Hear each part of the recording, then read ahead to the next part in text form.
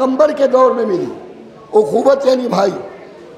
اگر معراج ملی تو جناب ہارون سے ملی، جناب موسیٰ اور جناب ہارون جو چچا زاد بھائی تھے، سگے بھائی نہیں تھے۔ اس سے پہلے جو میں نے تذکرہ کیا وہ سگے بھائیوں کا تذکرہ ہے، لیکن جناب ہارون اور جناب موسیٰ جو تھے وہ سگے بھائی۔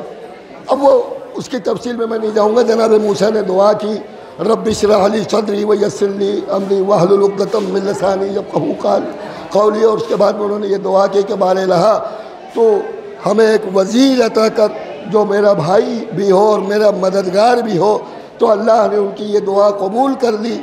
تو جب اللہ نے یہ دعا قبول کر لی تو جناب ہارون کو ان کا وزیر بنایا۔ وہاں یہ کہ جناب ہارون نے وفا کی تو جو تاریخ اخوت شرمندہ تھی اس کو تھوڑا خوشحالی نصیب ہوئی، اور یہ تاریخ اخوت نے اپنے آپ پر فخر کرنا شروع کیا کہ ہاں ہارون جیسے وفادار بھائی بھی ہوتے ہیں عزیزان محترم۔ لیکن یہ تاریخ اخوت اور آگے بڑھی تو یہاں ابھی ایک بھائی 13 برس کا ہے، زیادہ سے زیادہ 13 برس کا بھائی ہے، اور ایک بھائی اعلان کر رہا ہے کہ میں اللہ کا پیغمبر ہوں، قولوا لا الہ الا اللہ تفلحوا، تم لا الہ الا اللہ کہو نجات پاؤ گے۔ اور دیکھو میں اللہ کے دین کو وسعت دینے کے لیے اس زمین پہ آیا ہوں، لہذا جو میری مدد کرے گا، جو میری نصرت کرے گا اس کام میں، وہ میرا بھائی ہوگا، وسیع ہوگا، جانشین ہوگا اور خلیفہ ہوگا۔ بڑی توجہ عزیزان محترم۔ تو اب کوئی اور نہیں اٹھا مدد کا وعدہ کرنے کے لیے، ایک بھائی اٹھا، اور بھائی نے اٹھ کے تاریخ اخوت کو معراج عطا کی، اور اس بھائی نے کہا کہ یا رسول اللہ میں آپ کی مدد کروں گا، میں آپ کے دشمنوں سے مقابلہ کروں گا، گو کہ میری پنڈلیاں کمزور ہیں لیکن میں آپ کے دشمنوں کی مدد کروں گا۔ عزیزان محترم، اور جو وعدہ مولا کائنات نے کیا اس وعدے کو مولا کائنات نے نبھایا۔ عزیزان محترم، جب مولا کائنات نے یہ وعدہ کیا، بڑی توجہ، تو اسی وقت رسول اللہ نے بھی وعدہ کیا۔ کیا وعدہ کیا؟ رسول اللہ نے وعدہ کیا کہ جو میری مدد کرے گا وہ کون ہوگا؟ جانشین ہوگا، خلیفہ ہوگا۔ اب یہ رسول نے پہلا وعدہ کیا۔ وعدے کا عجیب حساب ہوتا ہے کہ انسان اگر پہلے وعدے سے مکر جاتا ہے تو پھر انسان کا وعدے پر سے بھروسہ اٹھ جاتا ہے۔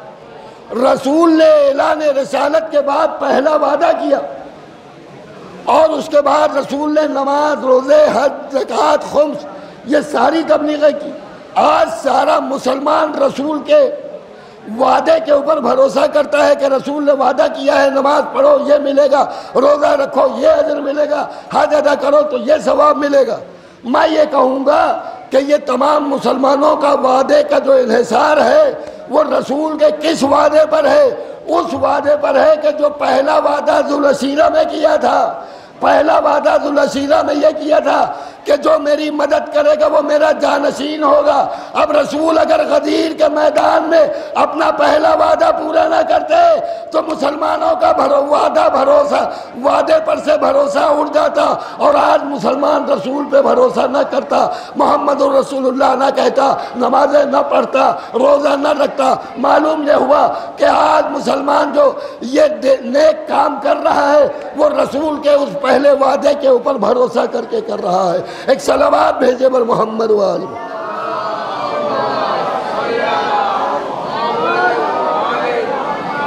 عزیزان گرامی قدر،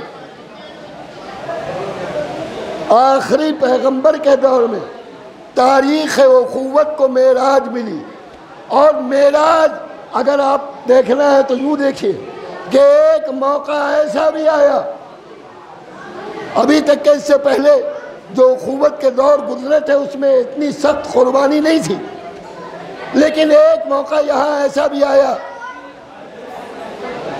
کہ اگر علی اس اخوت کو معراج نہ دیتے تو تاریخ اخوت تا قیامت شرمندہ رہتی۔ وہ موقع کون تھا کہ جب چاروں طرف سے دشمن تلوار سے رسول کے گھر کو گھیرے میں ہے اس لیے کہ رسول کو قتل کر دے، ایسے موقع پر رسول اللہ نے اپنے چچیرے بھائی علی سے کہا کہ علی تم آج کی رات میرے بستر پہ سو رہو. ذرا توجہ کریں نا عزیزان محترم، دشمن چاروں طرف سے تلواروں سے گھیرے ہوئے ہیں اور علی کو رسول اللہ سونے کے لیے کہہ رہے ہیں، لیکن علی نے اخوت کو شرمندہ نہیں ہونے دیا اور رسول کے بستر پر سونے کے لیے مولا کائنات آمادہ ہو گئے.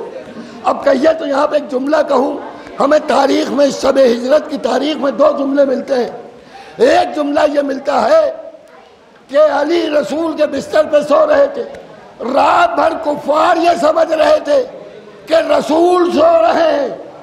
میں کیا عرض کر رہا ہوں سمجھیے اس کو. رات بھر کفار یہ سمجھ رہے تھے کہ رسول سو رہے ہیں.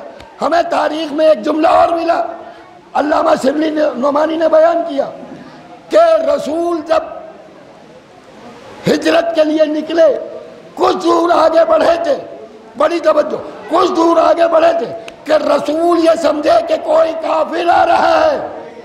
بڑی توجہ، رسول یہ سمجھے کہ کوئی کافر آ رہا ہے. میں اس سے متفق نہیں ہوں جملے سے، لیکن تاریخ کا جملہ ہے وہ دہرا رہا ہوں کہ رسول یہ سمجھے شاید کوئی کافر آ رہا ہے. تو اب مجھے کہنے دیجئے، جو حقیقی جانشین رسول ہوتا ہے وہ کفار کی نظروں میں بھی رسول نظر آتا ہے، جو غصبی جانشین رسول ہوتا ہے وہ رسول کی نظروں میں بھی کافر نظر آتا ہے. صلوات بھیجے بر محمد و آل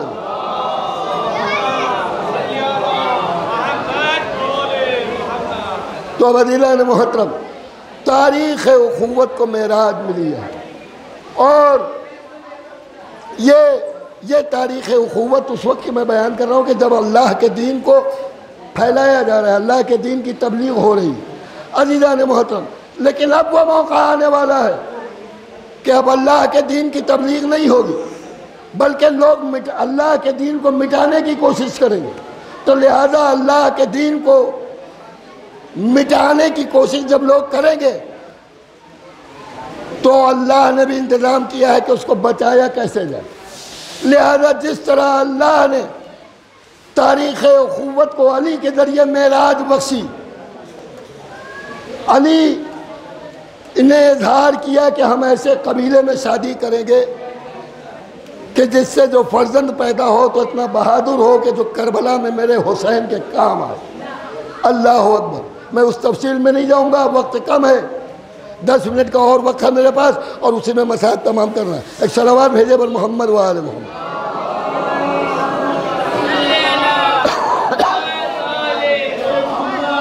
اور مولا کائنات نے جناب ام البنین سے عقد فرمایا.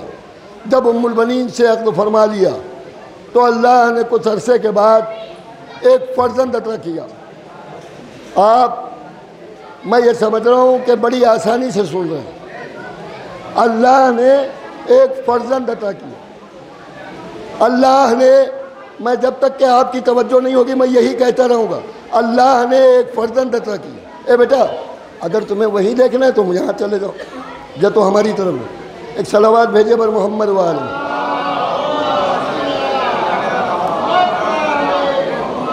اللہ نے ایک فرزند عطا کیا. ہم بڑی آسانی سے کہہ رہے ہیں، آپ بڑی آسانی سے سن رہے ہیں، لیکن ذرا تصور کیجئے یہ کون سا فرزند ہے.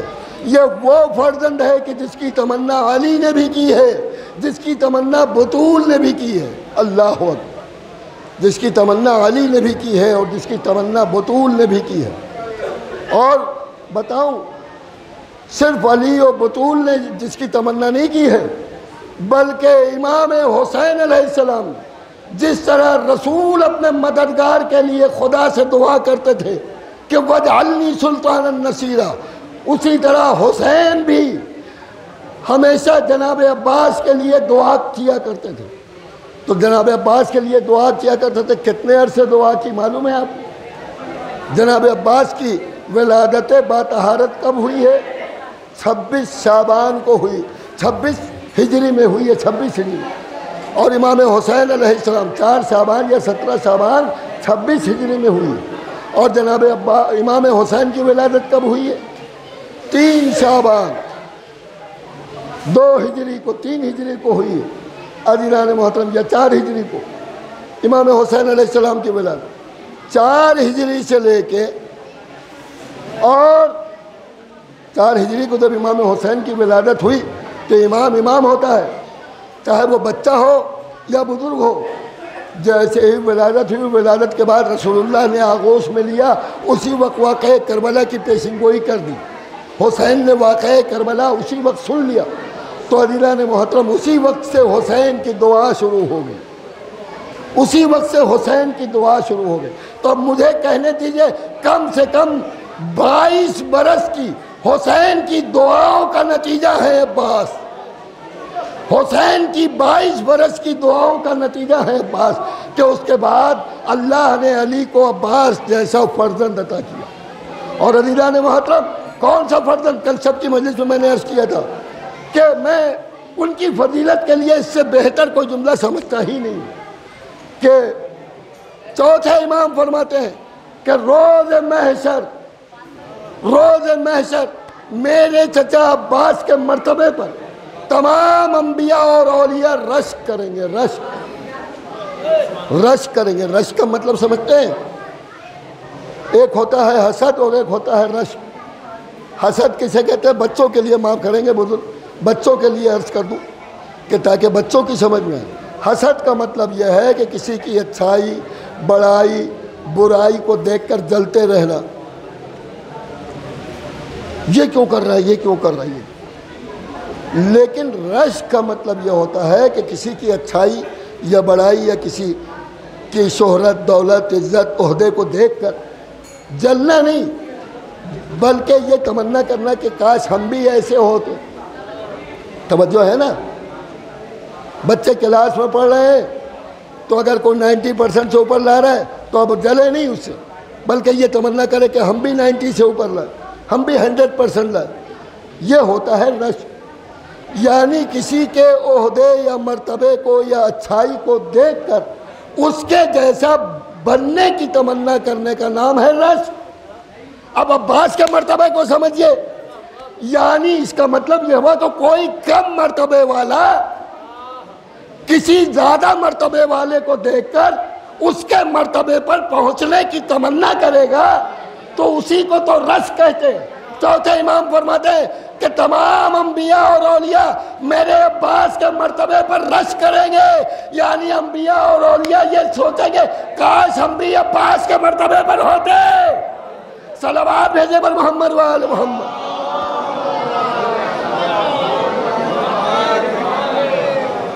اور عزیزان محترم عباس کی عظمت کو سمجھنا چاہتے ہیں؟ بس ایک عظمت اور ایک فضیلت اور بیان کر دوں اور پھر محل مجلس کی طرف، کہ نماز پڑھتے ہیں، اب نماز پڑھتے ہیں، جب نماز کا اختتام ہونے لگتا ہے تو نماز کے آخر میں کیا پڑھتے ہیں؟ نماز کے آخر میں کیا پڑھتے ہیں؟ السلام علیکہ ایھا النبی ورحمۃ اللہ وبرکاتہ۔ اے نبی، آپ پر ہمارا سلام ہو اور اللہ کی رحمتیں ہوں اور برکتیں ہوں۔ یہ تو ہم نماز کے دوران ڈائریکٹ نبی سے مخاطب ہوتے ہیں۔ بڑی توجہ دیکھیں، نماز میں شرک حرام ہے۔ اب یہ جو ذرا سی باتوں پہ شرک کے فتوے نکلتے ہیں، میں ان سے کہوں گا بھیا اگر تم میں دم ہے تو نماز میں سے سلام نکال دو۔ کیوں؟ اس لیے کہ اللہ کے بجائے نبی کی طرف ذہن پہنچ گیا۔ عزیزان گرامی قدر، لیکن نہیں، چونکہ نبی معصوم ذات ہے، بے عیب ذات ہے، لہذا اگر ہم نے کہا السلام علیکہ ایھا النبی ورحمۃ اللہ وبرکاتہ تو ہماری نماز پہ کوئی اثر نہیں پڑے گا۔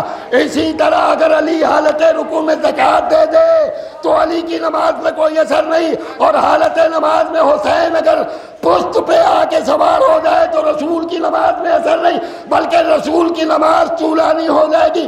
معلوم یہ ہوا کہ محبت حسین نماز کی اہمیت کو بڑھاتی ہے۔ صلوات بھیجے پر محمد وآلہ۔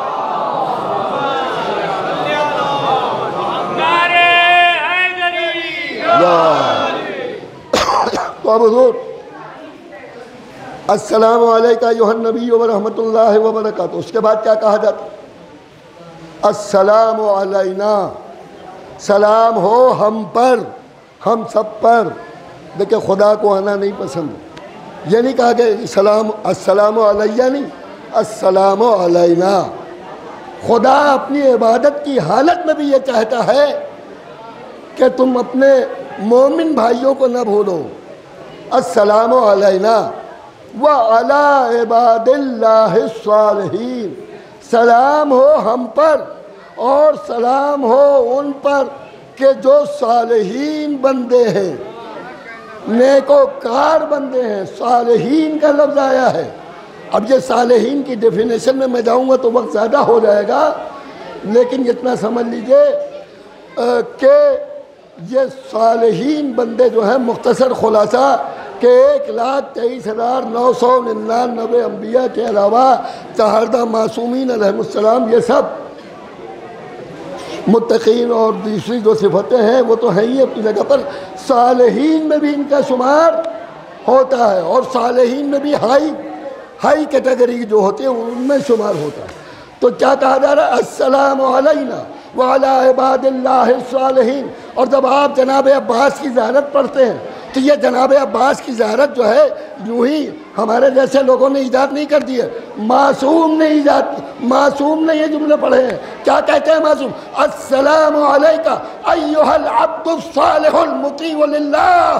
اے عبد صالح، تم پر ہمارا سلام ہو جو اللہ اور رسول کا مطیع اور پرہیزگار ہے اور اطاعت گزار ہے، اس پر ہمارا سلام ہو.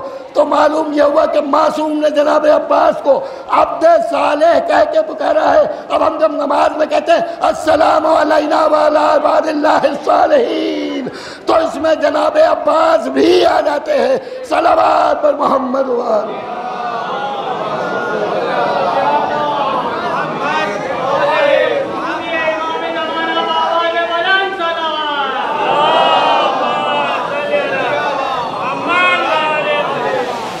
تو عزیزوں، میں نے ایک مختصر خلاصہ تاریخ اخوت بیان کی کہ جناب آدم سے لے کے جو اخوت چلی، تو تاریخ اخوت جو ہے شرمسار تھی، شرمندہ تھی، کیونکہ اس سے پہلے بھائیوں میں حسد پایا جاتا تھا، بھائی بھائی کو قتل کر دیتا تھا. ایک جناب ہارون اور اس کے بعد پھر پیغمبر کے بھائی علی نے اخوت کی وہ مثال پیش کی کہ اخوت میں اور بھائی چارے میں کیسی وفاداری ہونا چاہیے. وہ مولائے کائنات نے ثابت کر کے دکھایا.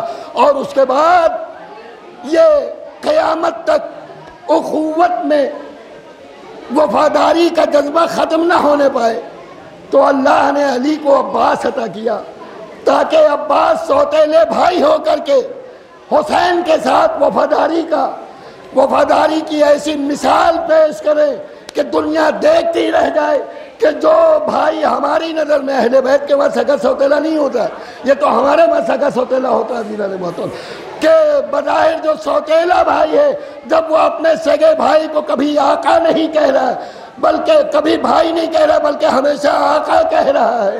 وفاداری کی ایسی مثال کہ بھائی کی اولادوں کو پانی پلانے کے لیے اپنی جان قربان کر کے قیامت تک کی اخوت کو معراج عطا کر دی. اب اخوت کبھی شرمندہ نہیں ہوگی، ہمیشہ وفاداری کرتی رہے گی. اگر بھائیوں میں وفاداری نہیں پائی جاتی ہے تو سمجھ لیجئے کہ وہ بھائی عباس کا غلام نہیں ہے. وہ اگر کوئی بھائی اپنے بھائی سے غداری کر رہا ہے تو سمجھ لیجئے کہ وہ عباس کا غلام نہیں ہے. اگر عباس کا غلام ہوگا تو بھائی بھائی کے ساتھ وفاداری کرے گا، بھائی بھائی کے ساتھ محبت کرے گا. عزادارہ نے مظلوم کربلا عباس کی وفاداری کی مثال دوں. جب جناب ام البنین یہ وفاداری آتی کہاں سے یہ بھی سن لیجیے. یہ تو باپ کے خون سے آتی ہے اور یہ تو ماں کی شیر سے آتی ہے. عزیزوں، باپ کے خون میں کوئی سوال ہی نہیں اٹھتا. مولائے کائنات باپ تھے جن کے خون کی طہارت کی سند قرآن دے رہا ہو. انما یرید اللہ لیذھب، تو اس میں تفصیل عرض کرنے سے کوئی فائدہ نہیں ہے. دیدان موت بات آئی ماں کی شیر کی، تو ماں کے شیر کی تاثیر کہاں سے شروع ہوتی؟ ابھی جناب عباس پیدا نہیں ہوئے، بلکہ جناب ام البنین در امیر المومنین پہ تشریف لائی. بچوں نے اللہ اکبر شہزادی کے انتقال کے بعد بچے اماں کہنے کو ترس گئے تھے. ماں کے انتقال کے بعد ماں کی بڑی یاد آتی ہے نا. شہزادی کی وفات کے بعد، شہزادی کی شہادت کے بعد بچے ماں کہنے کو ترس گئے تھے. جب ام البنین آئی نا تو حسن و حسین نے ام البنین کو اماں کہہ کے پکارا. عزیزوں سب سے پہلے تو وہ آئی تو ابا علی کی دیوڑی پہ سر خم کیا، انہوں نے بوسہ دیا، علی کی دیوڑی پہ بوسہ دیا. علی موجود تھے لیکن علی نے منع نہ کیا. اب کوئی مولوی منع نہ کرے ہمیں عزا خانے کے در پہ بوسہ دینے کے لیے. عزیزان گرامی قدر، اس کے بعد جب اندر گئی اور بچوں نے اماں کہا نا تو شہزادی ام البنین نے ہاتھ جوڑ دیے. کہا بچوں میں تمہاری کنیز بن کے آئی ہوں، ماں بن کے نہیں آئی ہوں. میں تمہاری کنیز بن کے آئی ہوں، میں ماں بن کے نہیں آئی ہوں. اللہ اکبر. وہیں سے ام البنین کے شیر کی تاثیر عباس کے خون میں رما دوا ہوئی. اور پھر وہ موقع آیا کہ زندگی بھر عباس نے حسین کو بھائی نہیں کہا. اور بھائی کہا تو کس وقت کہا؟ اس وقت کہ جب عباس مسکیزہ لے کر لوٹ رہے تھے.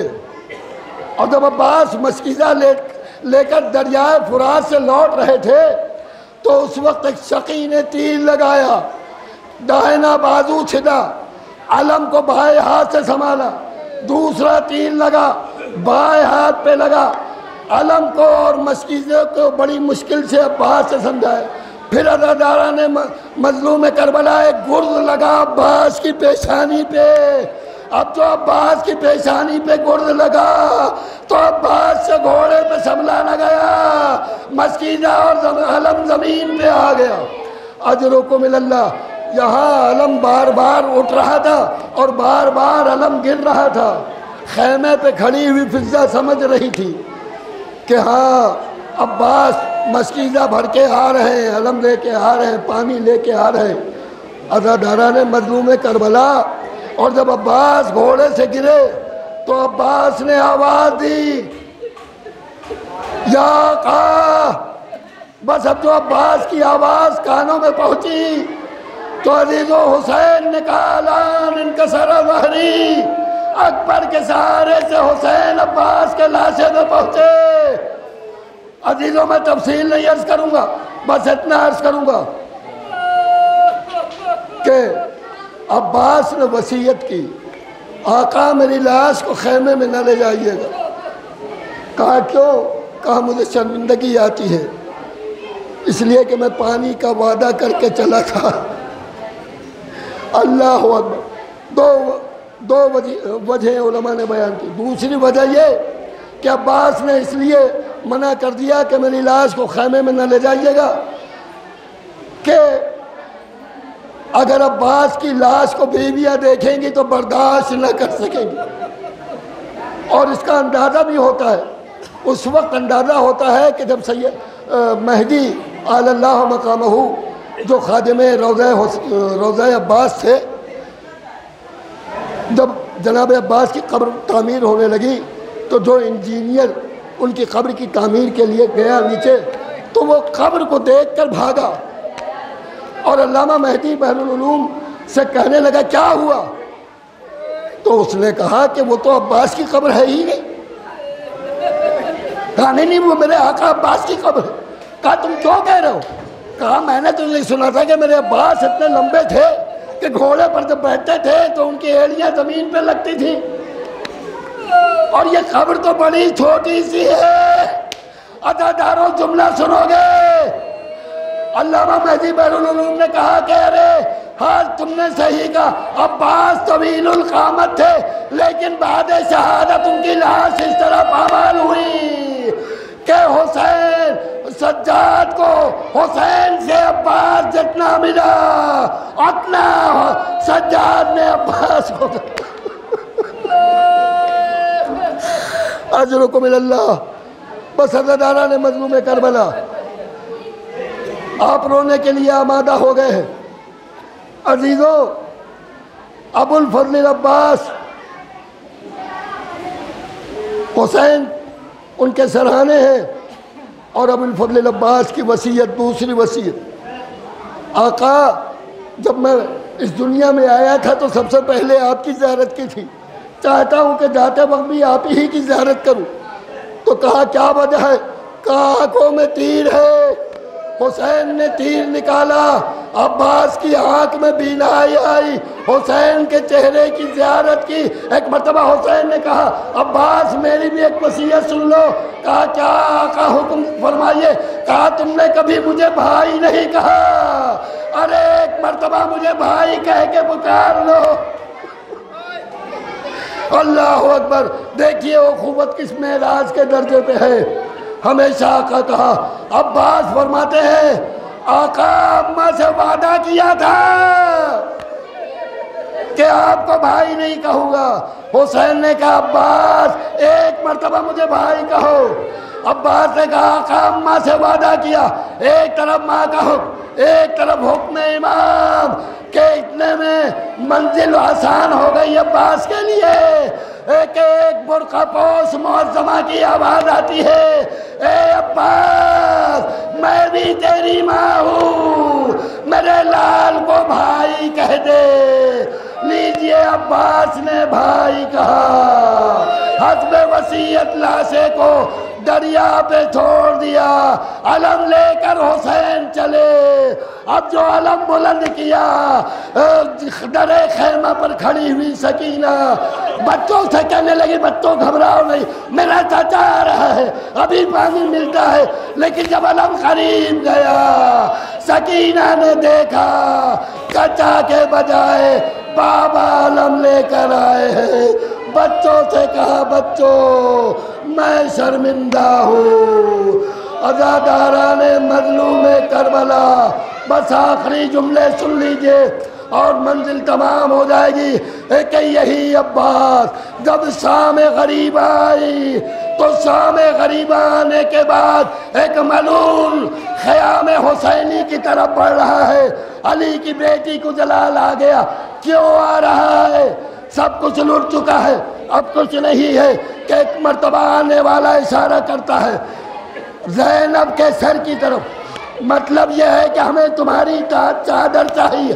بس عزیزو اس میں تو اتنی مجال نہ تھی، ایک مرتبہ زینب کے سر سے چادر اڑی، اس ملعون کے نیزے پہ جا کے چادر لگی۔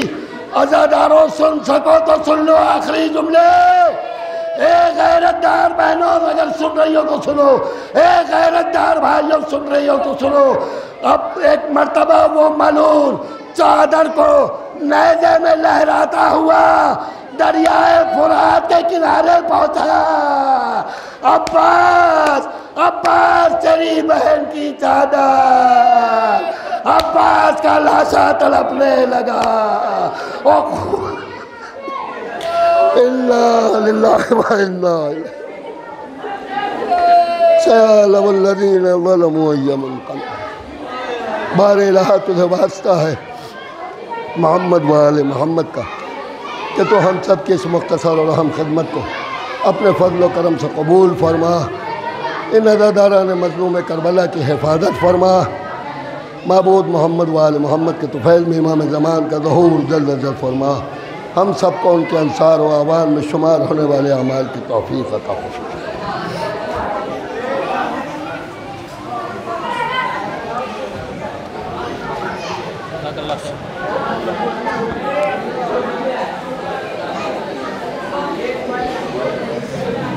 عباس کا ماتم ہے علمدار کا ماتم، عباس کا ماتم ہے علمدار کا ماتم، فرزند کا ماتم ہے علمدار کا ماتم، عباس کا ماتم ہے علمدار کا ماتم، فرزند علی حیدر کرار کا ماتم۔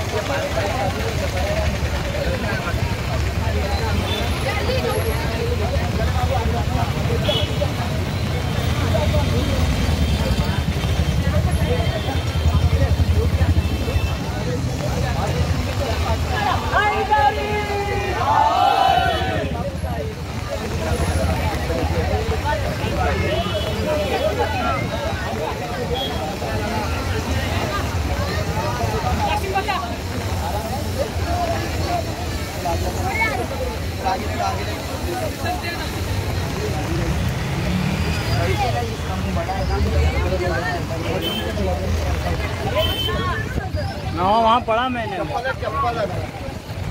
लड़के की ले जा रहा हूँ घर पे, वो नालम उठाएगा।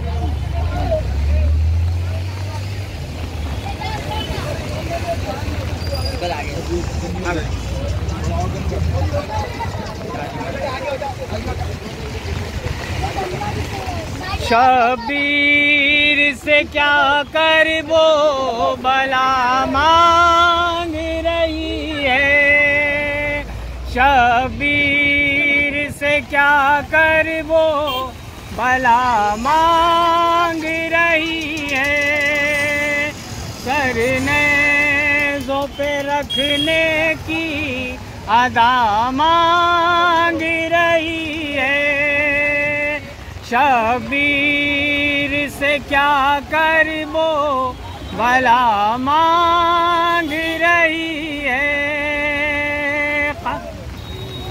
तीर से क्या कर वो भला मांग रही है, शबीर से क्या कर वो भला मांग रही है, शबीर से क्या कर वो भला मांग रही है, शबीर से क्या कर वो भला मांग रही है, शबीर से क्या कर वो भला मांग रही है, शबीर से क्या कर वो भला मांग रही है, शबीर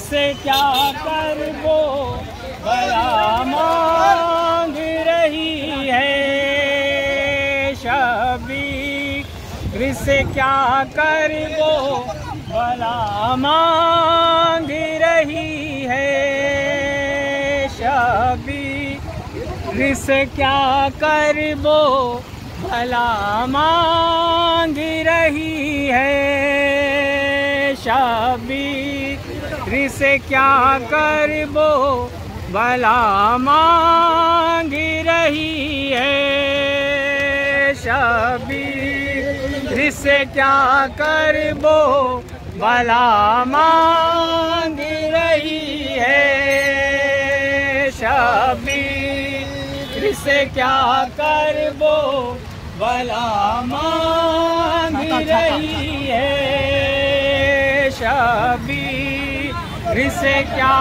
कर वो भला मांग रही है, शबीर से क्या कर वो भला मांग रही है, शबीर से क्या कर वो भला मांग रही।